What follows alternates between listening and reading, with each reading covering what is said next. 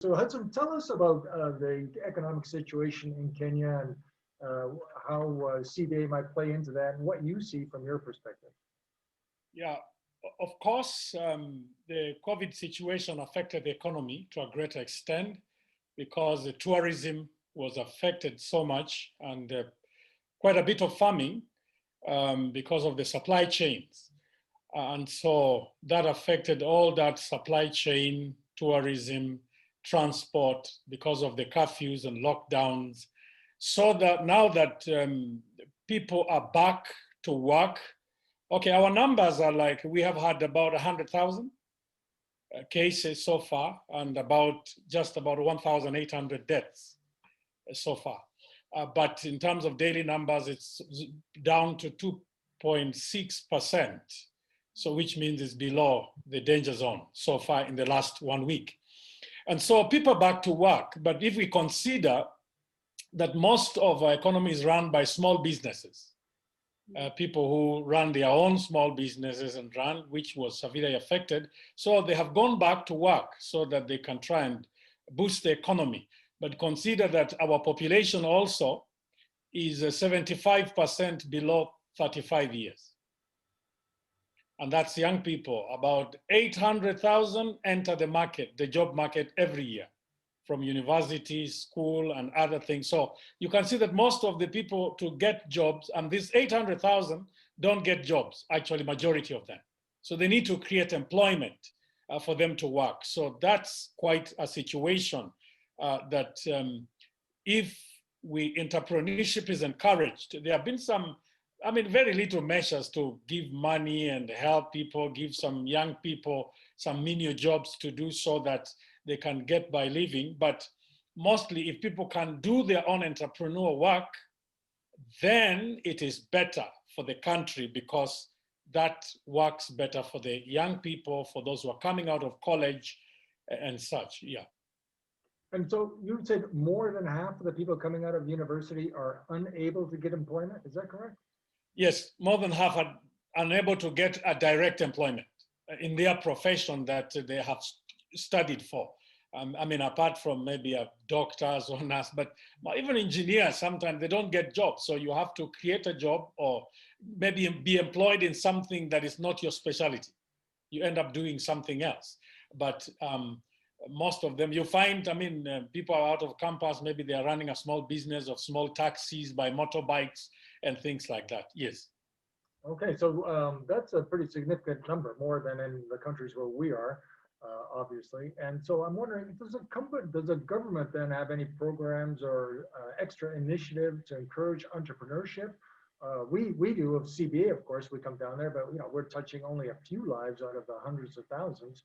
So maybe can you shed some light on what kind of government program is in place, if anything? Yeah, in the last maybe 2 or so years, the government has come up with incentives to help, first of all, get the young people coming out of college internships and apprenticeship, so that if a company takes a particular number of people, they get some tax rebates from government and some things. So that has been to encourage companies to absorb more people into apprenticeship, into so that they are employable also, so that they improve their skills and they are employable. They have also started a fund somehow to get some young people to borrow money and do business, but that's sometimes so political because again, it goes through political offices and it becomes difficult for many to get it.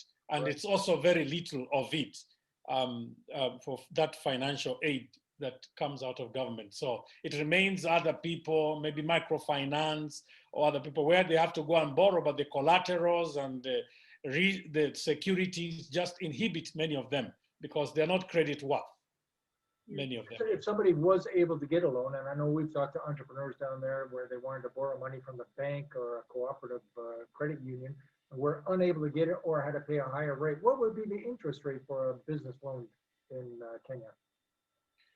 The best lending rate is what the central bank uses here is about 8-something%.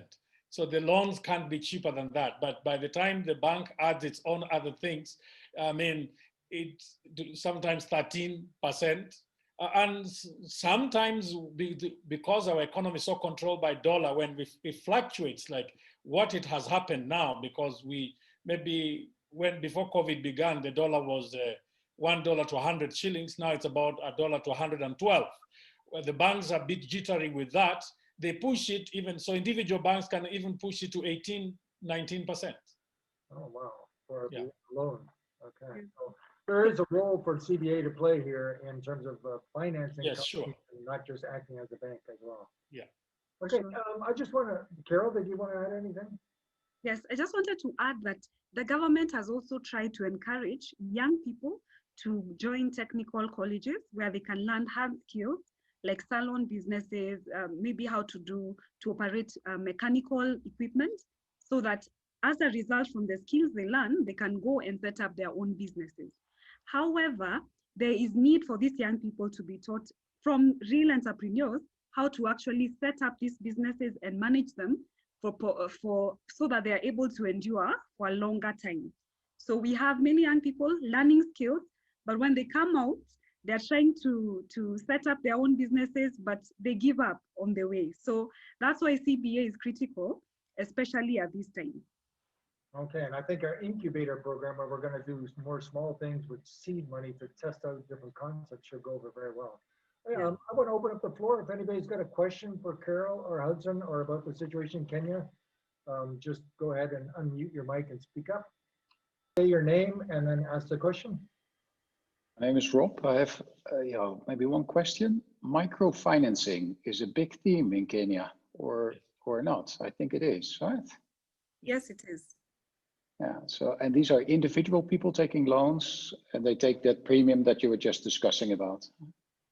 Yes. Yes, microfinance is big. It's big here, but in its working, it's sometimes even a little bit more expensive than banks sometimes, although it is easier because you can get little amounts of money. Sometimes you can try and come up as a group. You come together to get it. Then it's a bit easier for that person because they use, that group also is a bigger collateral for the lender. So, but mostly again, you find that they just lend to individuals still. Okay, thank you, Hudson and Carol. I appreciate that.